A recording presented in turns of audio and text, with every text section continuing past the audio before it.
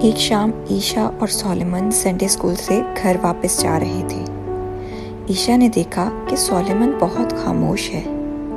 उसने पूछा, सोलेमन, क्या बात है, तुम इतने चुप क्यों हो? सोलेमन ने जवाब दिया, बाजी, आज हमने संडे स्कूल में सीखा कि मसीह के एक करीबी शागिर्द ने उसको धोखा दिया।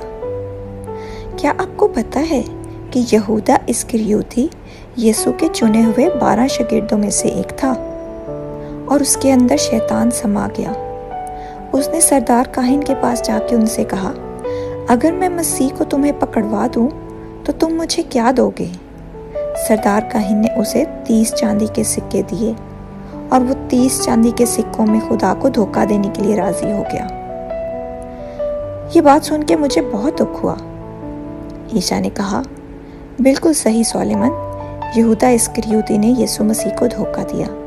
और तुम्हें पता है कि इससे हमें क्या सबक मिलता है? हमें ये सबक मिलता है कि चाहे हम जितने भी करीब हों खुदा के, शैतान हमेशा हमें वर्गलाने की कोशिश करता है और हमें कोशिश करनी चाहिए कि हम उसको अपने ऊपर गालिब ना आने दें। चलो घर चलें।